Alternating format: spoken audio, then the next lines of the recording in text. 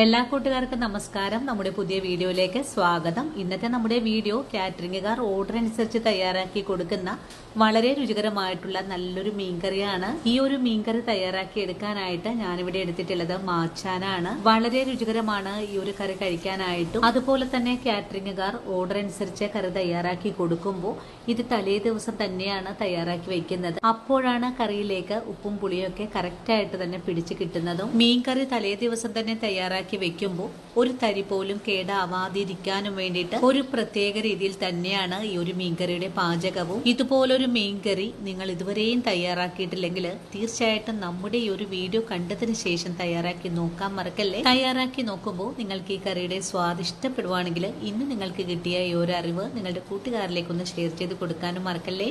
അപ്പോൾ ഉടൻ തന്നെ നമുക്ക് നമ്മുടെ വീഡിയോ കണ്ടു നോക്കിയാലോ. ഇനി നമുക്ക് കാറ്ററിംഗ് സ്പെഷ്യൽ മാച്ചാൻ മീൻകറി തയ്യാറാക്കാൻ തുടങ്ങാം. ഇതിനായിട്ട് ഞാനിവിടെ 750 ഗ്രാം അളവിലാണ് മാച്ചാൻ കഴുകി വൃത്തിയാക്കി എടുത്ത് വെച്ചിട്ടുള്ളത്.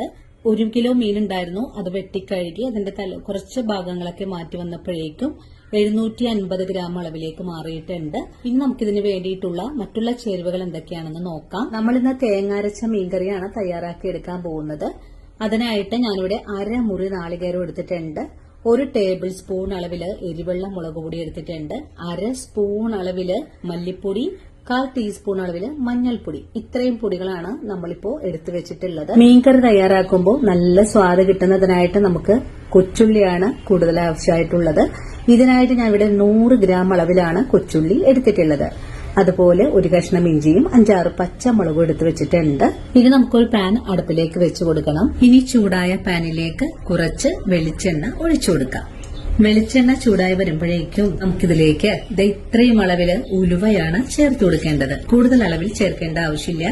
ഒരു 1/4 ടീസ്പൂൺ അളവിൽ കുറച്ചായിട്ട് ചേർത്താൽ മതിയാകും. ഉലുവ ഇപ്പോ നല്ലപോലെ പൊട്ടി വന്നിട്ടുണ്ട്. ഇനി നമുക്കിതിലേക്ക് കൊച്ചുള്ളി ചേർക്കാം. കൊച്ചുള്ളിയുടെ കൂടെ തന്നെ 2-3 കറിവേപ്പിലയും 3 പച്ചമുളക് കൂടെ ചേർക്കാം.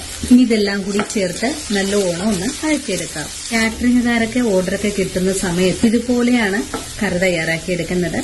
ഇങ്ങനെ ചെയ്യുവാണെങ്കിൽ കറികൾക്ക് നല്ല സ്വാദും അതുപോലെ തന്നെ നല്ല കൊഴുപ്പുമായിരിക്കും. ഇനിയിപ്പോ ഉള്ളി നല്ല പോലെ ഒന്ന് മൂപ്പിച്ചെടുക്കണം. അതുവരെയും നമുക്കൊന്ന് വഴറ്റിയെടുക്കാം. ഓർഡറൊക്കെ ചെയ്തെടുക്കുന്ന സമയത്ത് കറി പെട്ടെന്നൊന്നും കേടായി പോകാതിരിക്കാനും വേണ്ടിയിട്ടുള്ള പാചക രീതിയാണ് ഇതിപ്പോ. നമുക്കിപ്പോ ഓർഡർ കിട്ടുന്ന സമയത്ത് തലേ ദിവസം തന്നെ ഈ ഒരു രീതിയിൽ കറി തയ്യാറാക്കി വെക്കുവാണെങ്കിൽ ഒരു തരി പോലും കേടാവാതെ തന്നെ നമുക്ക് സദ്യകളിൽ വിളമ്പാൻ പറ്റുന്നതാണ്.